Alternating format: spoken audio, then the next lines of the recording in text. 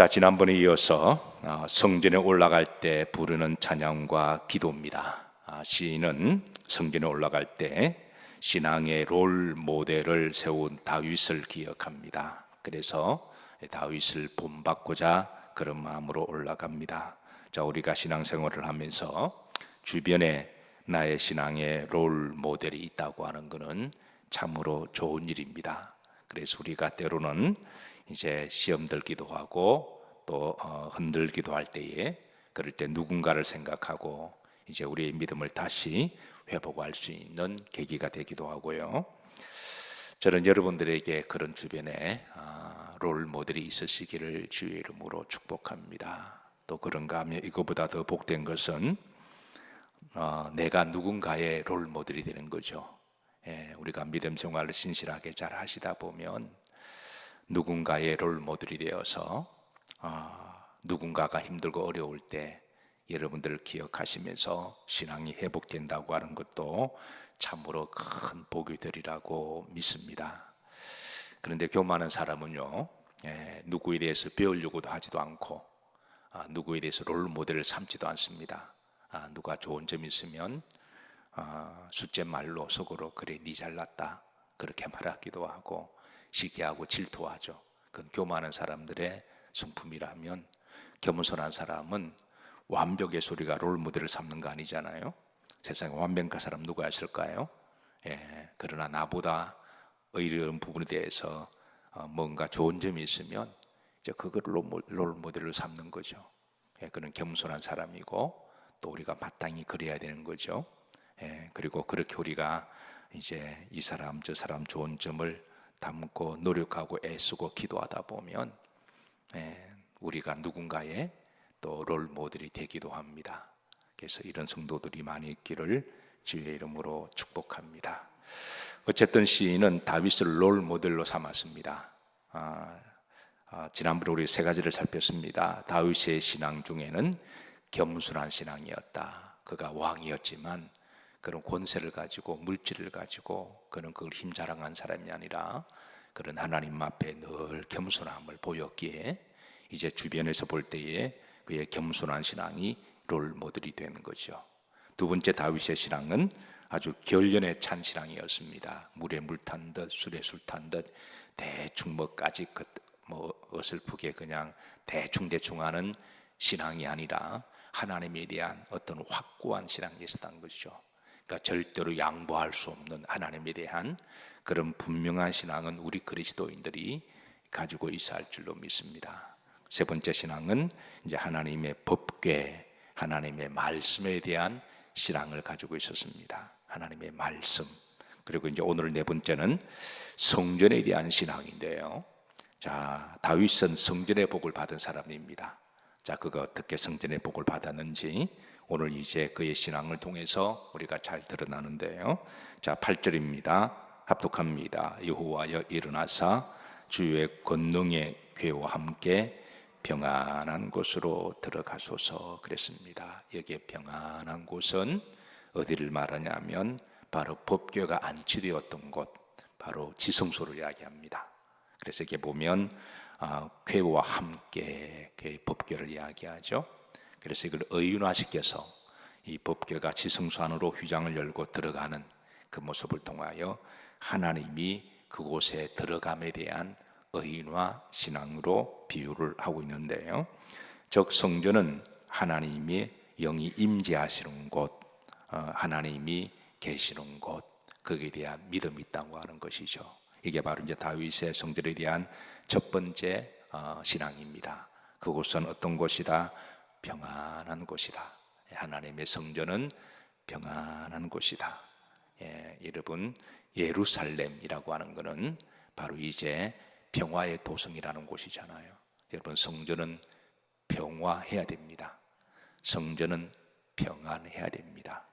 성전에서 큰 소리가 나고 성전에서 다툰 소리가 나고 성전이 불안하면 그거는 잘못된 겁니다.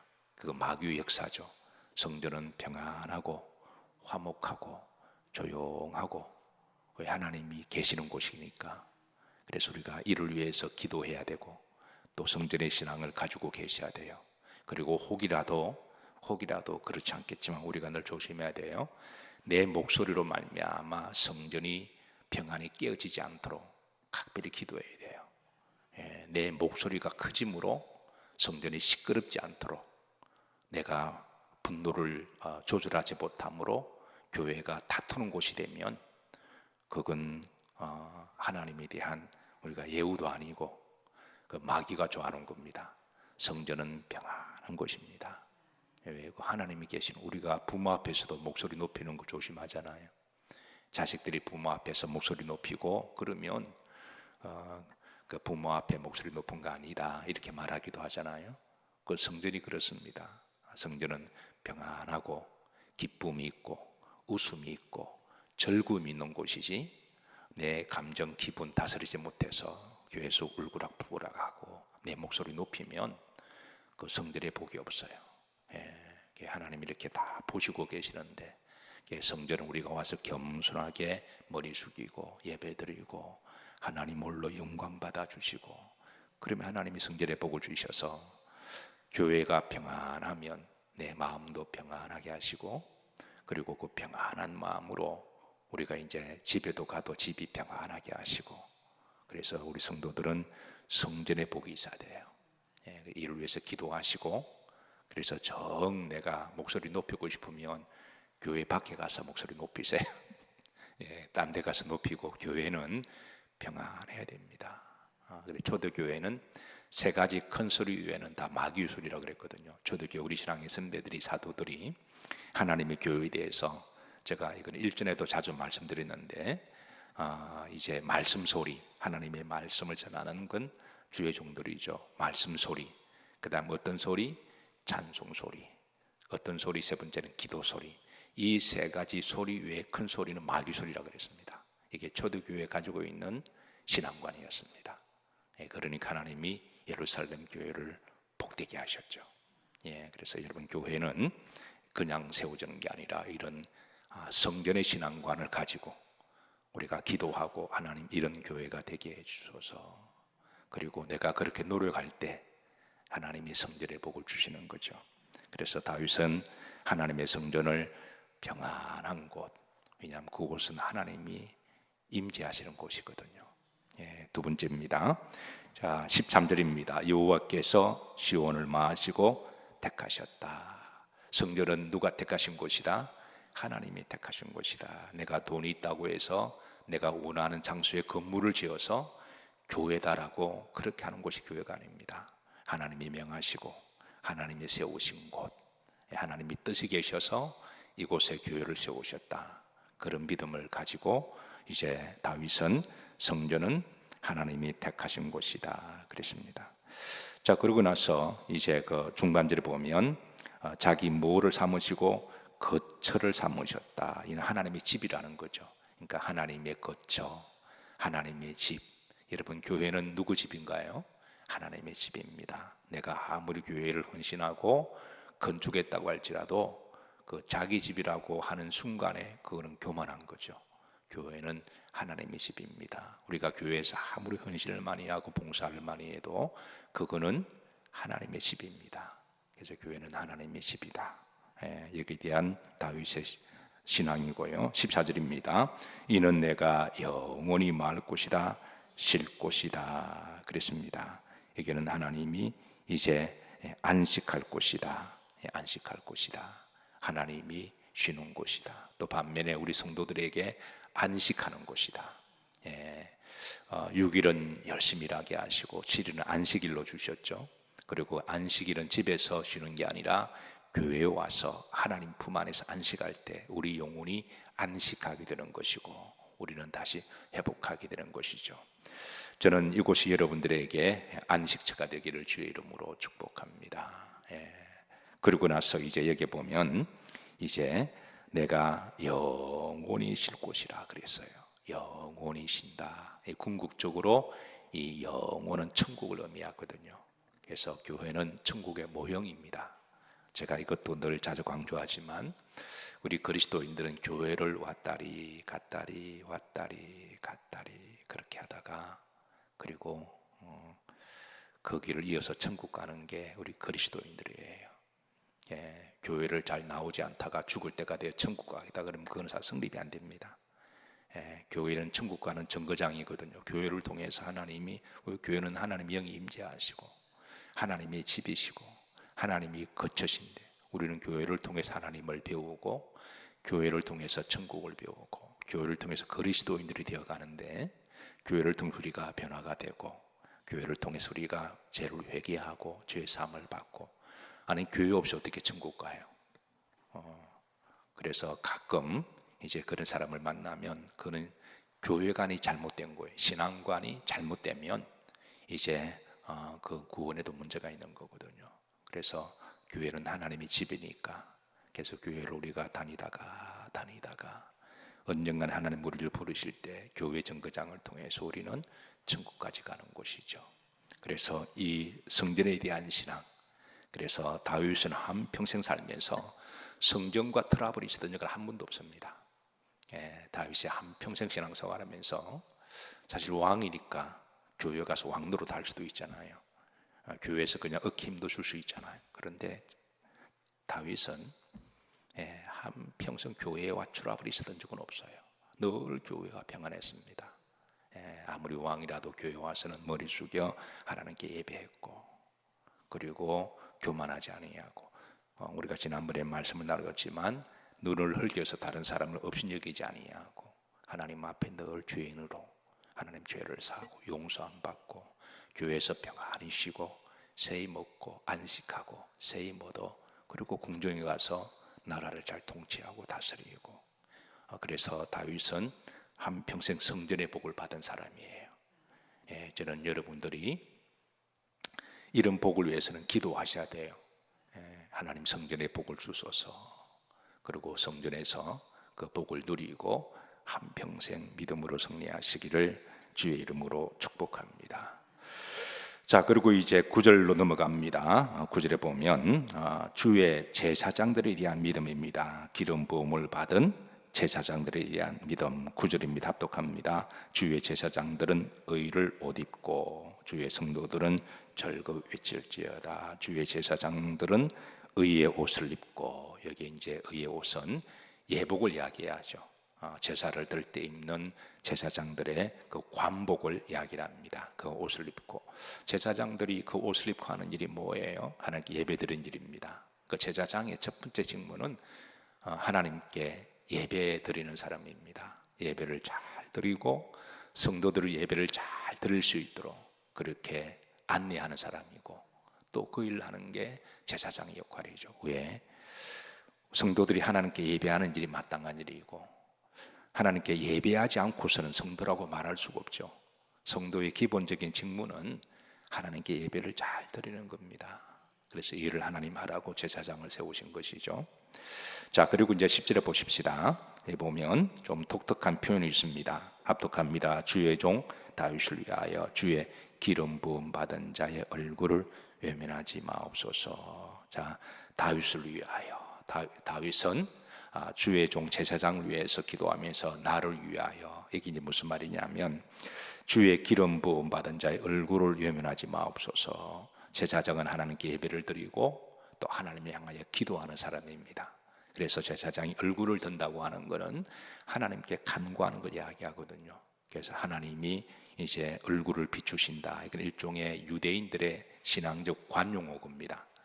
마치 우리가 부모의 얼굴을 쳐다보면 그 얼굴을 페이스 투 페이스 대면하듯이, 그래서 하나님께서는 그 얼굴을 보시고 그리고 은혜를 주시는데, 제사장은 얼굴을 들어서 하나님께 제사를 드립니다. 하나님이 이 제사를 받아주소서. 그리고 하나님께 얼굴을 들어 기도합니다. 하나님이여, 백성들의 기도를 들어주시고 저들을 축복. 제사장이 하는 일이 주로 그 일이죠. 하나님께 예배를 먼저 올려드리고, 그리고 목사가 하는 일이 하나님이여 주의 성도들을 지키시고 보호해 주시고 저들을 축복해 주시고 저들의 가정이 평안하게 하옵시고 자녀들을 복되게 하사 자녀들이 튼실하게 잘 자라게 하시고 그 자녀들이 신앙의 맥을 이어받아서 하늘의 별처럼 인물들이 나오게 하시고, 그리고 이제 하나님이 저들이 천국까지 잘 안착하게, 이게 제사장의 주로 기도거든요. 이게 목사의 기도거든요. 이렇게 기도하면 그 기도를 하나님이 들으시면 누구를 위한 기도와 예배인가요? 그 자기를 위한 거예요. 그래서 여기 보시면 다윗을 위하여 제사장들이 이렇게 하나님을 향하여 기도하고 예배하고 축복할 때 하나님이 그 제사장의 얼굴을 외면하지 마시고 들어주셔서 그 들어주는 것이 곧 누구를 위한 건가요? 여러분을 위한 겁니다. 그건 곧 여러분을 위한 거죠. 그래서 다윗은 사울은 40년 동안의 왕자리 있으면서 주의 종과 많이 싸웠어요.